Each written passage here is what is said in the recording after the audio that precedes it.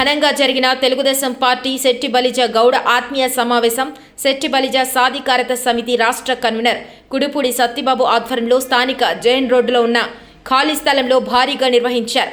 ఈ కార్యక్రమంలో కూటమి ఎంపీ అభ్యర్థి దగ్గుపాటి పురంధేశ్వరి, కూటమి ఎమ్మెల్యే అభ్యర్థి ఆదిరెడ్డి శ్రీనివాసరెడ్డి, సుబ్రహ్మణ్యం తదితరులు హాజరయ్యారు. అధ్యక్షులుగా రెడ్డి మహేశ్వర గారు కూడా ఆయన ప్రత్యేకంగా అవకాశం ఇచ్చారు.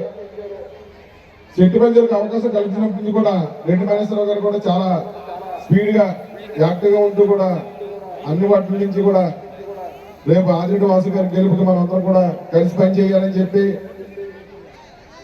అలాగే ప్రధాన కార్యదర్శిగా మన బుడ్డి రాధ గారిని, బీసీసీఎల్ అధ్యక్షులుగా బుడ్డిగా రవి గారిని, అలాగే మొన్నే మన పార్టీలోకి ఇచ్చేసిన మన కులంలో మనకు ఆరాధ్యమైన దుమ్మిడి వెంకటరెడ్డి గారి తర్వాత కడియాల సమారాజు గారు అబ్బాయి కడియాల వీరభద్రరావు గారిని కూడా మన పార్టీలో వచ్చినందుకు ఆయనకి ప్రత్యేక ధన్యవాదాలు తెలుపుతూ, ఇంకా నాకు ఈ కన్వీనర్ అయినప్పటి నుంచి కూడా జిల్లాలో కాకుండా రాష్ట్రంలో కూడా అన్ని విధాలు కూడా నాకు తోడుంటున్న దాసరి వీర వెంకట సత్యనారాయణ మాజీ ఎంపీపీ డివి గారికి, అలాగే ఈ కార్యక్రమాన్ని ఇంత సక్సెస్ అవడానికి కారణమైన కట్టా సత్యనారాయణ గారికి, ఆను చిన్న గారికి, ఆను చంటి గారికి, అలాగే సంసాన్ ప్రసాద్ గారికి పేరు పేరు నా ధన్యవాదాలు తెలుపుకుంటూ, ఇంకా ఈ కార్యక్రమాన్ని చింతపల్లి నాని గారికి, అలాగే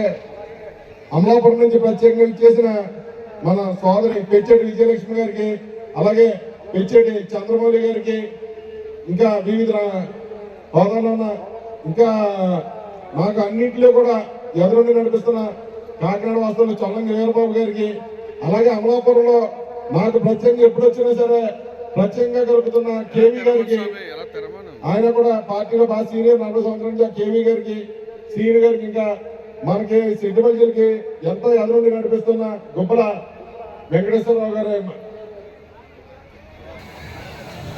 పంచకట్టుటలో ఉన్న ప్రపంచాన్న మొనగాడు, కండువా లేనిదే గడప దాటని వాడు, పంచభక్షాలు తన కంచాల వడ్డించ గోంగూర కోసమై గుటక లేసేవాడు, ఎవడయ్య ఎవడు వాడు ఇంకెవడు వాడు తెలుగువాడు, మంచి మనసు ఎదురైతే మాలలు ఇచ్చేవాడు, తిక్కరేగిందంటే డొక్క చీల్చేవాడు, ఏ దేశమేగినా ఎందు కాలిడినా ఆవకాయ వియోగం అసలు సైపనివాడు, ఎవడయ్య ఎవడు వాడు ఇంకెవడు వాడు తెలుగువాడు.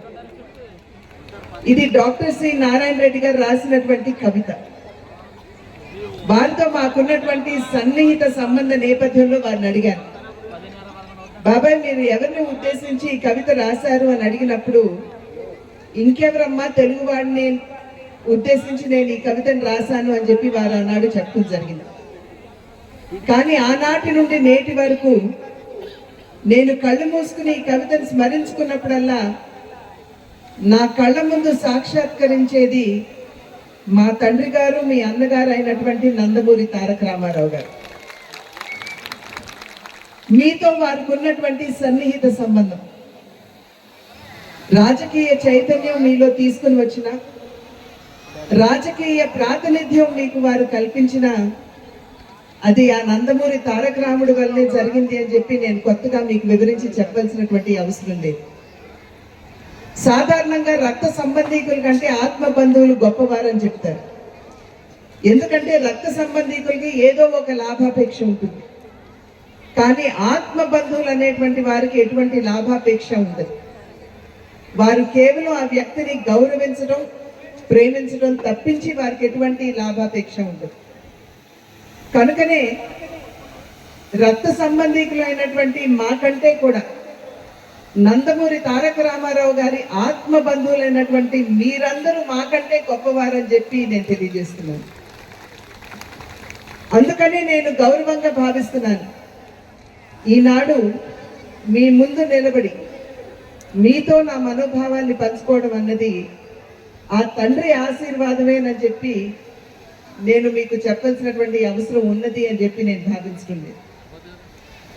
నాకంటే ముందు మాట్లాడినటువంటి వక్తలు రెడ్డి సుబ్రహ్మణ్యం గారితో సైతం మీ యొక్క చరిత్ర కావచ్చు, మీ వెనకబాటుతనం కావచ్చు, వాటన్నింటి గురించి కూడా చాలా సుస్పష్టంగా మనందరికీ వివరించి విపులంగా చెప్పడం జరిగింది.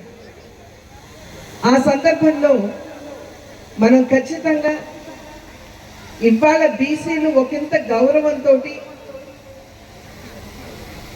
ఒకంత గర్వంగా అడుగు ముందుకు వేస్తున్నారంటే ఆనాడు నందమూరి తారక రామారావు గారు ఇచ్చినటువంటి అవకాశం అని చెప్పి నేనైతే భావిస్తున్నాను.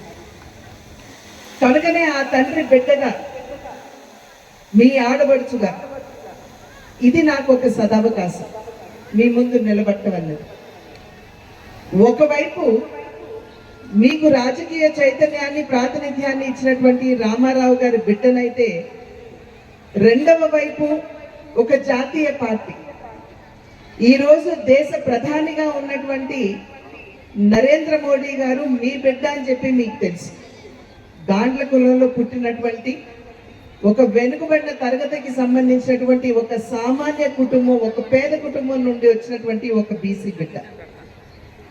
ఈనాడు కేంద్రంలో ఉన్నటువంటి మంత్రివర్గాన్ని మీరు చూసుకున్నారు. 103 కేంద్ర మంత్రులు ఉంటే వారిలో 29 మంది వెనుకబడినటువంటి కులాలకి చెందినటువంటి వారని చెప్పి మీరు గమనించవలసినటువంటి అవసరం చాలా ఉంది. ఈ విషయం నేను ఎందుకు చెప్తున్నానంటే, ఆనాడు నందమూరి తారక రామారావు గారు మీకు రాజకీయ చైతన్యాన్ని, ప్రాతినిధ్యాన్ని ఇస్తే